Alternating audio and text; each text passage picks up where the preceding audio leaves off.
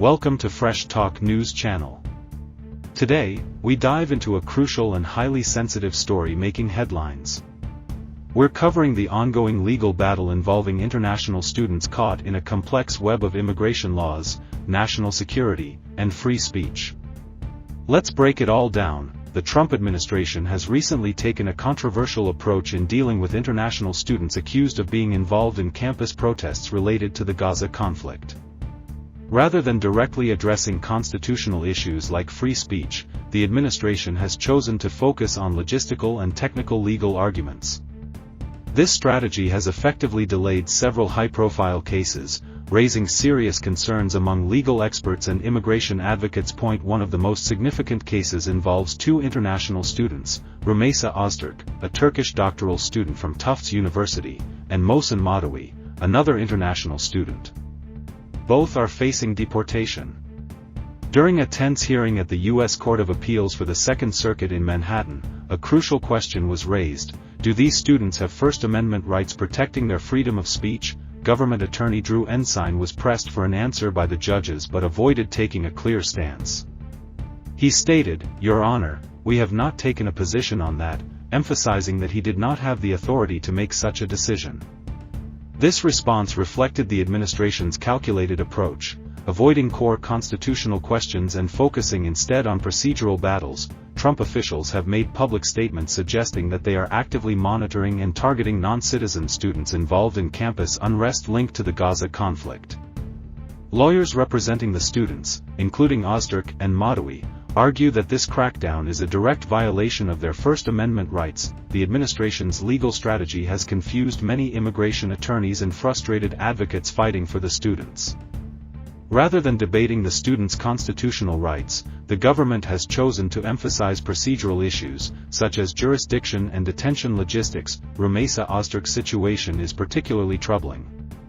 After co-authoring an opinion piece in her university's newspaper criticizing Israel's conduct in Gaza, she was arrested by masked federal agents outside her apartment.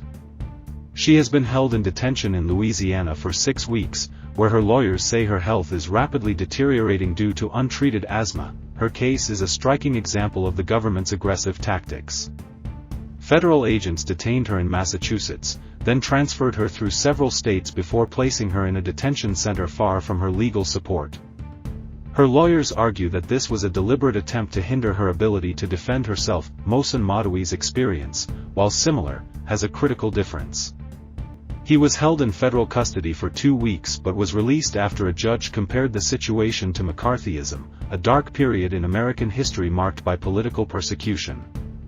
The Trump administration claims that Madawi's presence in the U.S. could undermine its foreign policy goals, particularly in the Middle East. This difference in outcomes between Öztürk and Madawi highlights how the government's strategy can lead to arbitrary and inconsistent results.